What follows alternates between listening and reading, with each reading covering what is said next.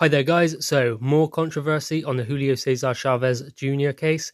I mean, he's just quit after 5 rounds. He's earned a good amount of money, so I mean, it was all about the money for him. You can see that because, I mean, he was in the fight in some respects, but he just didn't want it. I mean, in addition to that, he refused a VADA drugs test when the fight was announced, and in addition to that as well, he came in 5 pounds overweight. I mean, is he the most undisciplined fighter in the history of the sport, or what? I mean, one fan wrote on Twitter, it's a disgrace, and I'd be inclined to agree with that. Now, when a fighter quits, I don't really like to jump on his case straight away, or her case, because I don't really know what's happened. I'm not the one in there taking the punches, and I don't know how the fighter feels. Only the people in the corner, or sometimes even only the fighter, knows exactly what is going on. So, why did he quit? Well, he said that it was to do with his hand. He broke his hand, whereas his trainer, Freddie Roach, explained it was something to do with his breathing. So, they need to get their story straight if they are going to start making excuses, because one excuse is alright, 2 excuses, and if they're different, that makes it seem like they are just trying to make an excuse and find a way out of quitting, because, I mean, someone who is telling the truth cannot change their story because they have no other story to tell, whereas someone who is lying will change their story because the first one isn't plausible. So that is kind of what has happened here. Julio César Chávez Jr. has quit, his trainer has said one thing, and he has said another. So clearly, he just didn't want any more. He knew he was getting his money, guaranteed.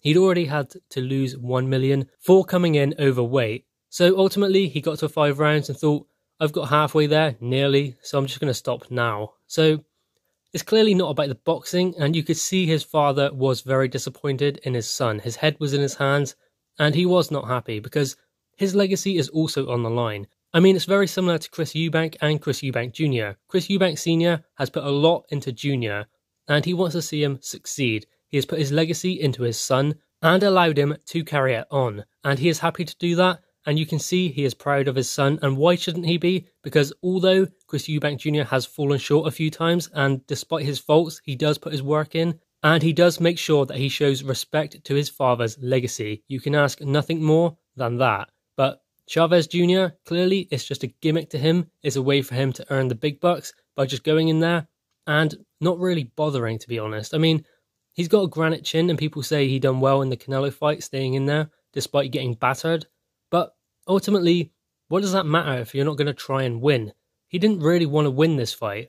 You could see he was boxing well to start with, but Danny Jacobs, as soon as he got back into the fight and found his rhythm and started landing, Chávez didn't want any more. So clearly he didn't turn up to fight. He clearly turned up just to take a wage, just to take that money. It's an easy way for him to gain money.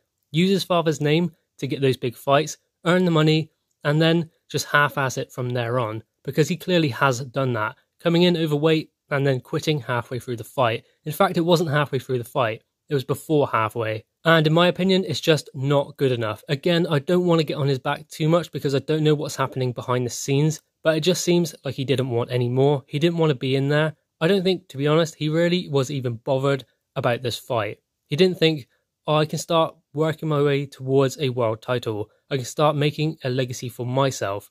He thought, I'm getting paid this sum anyway, so what does it matter whether I stop now or continue to the end? Because, let's be real, he was still in the fight.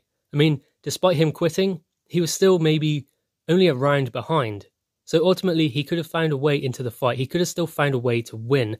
And you have seen fighters who refuse to quit. David Haye comes to mind, rupturing his Achilles in that fight with Tony Bellew. Yet he continued on for 6 rounds, hobbling around on one leg to try and still win the fight. He never believed he lost the fight. He still tried to win at every stage that he could. Any opportunity that presented itself, he tried to win the fight. So there is that kind of fighter, and then there is the fighter that is Chávez Jr. I mean, seriously, do you want to be great or do you just want to be a gimmick? Chávez Jr. has clearly decided what category he wants to come under. I don't think he even cares either. I really don't. I mean, you have the VADA situation. He just continued on like normal. Nothing had happened. Didn't care about that. And then you have him coming in overweight. And he didn't seem bothered about that either. And leaving the ring, you can scarcely say that he was bothered about people booing him or his father's disappointment in him. He didn't really care. And perhaps that is the worst thing of all. Guys, what are your thoughts on this? Julio César Chávez Jr. being in the news controversially again for quitting after 5 rounds against Danny Jacobs, when not only his tarnished legacy was on the line, but his father's as well. Guys, drop your thoughts in the comments below, click the thumbs up and subscribe if you are new. Thanks guys.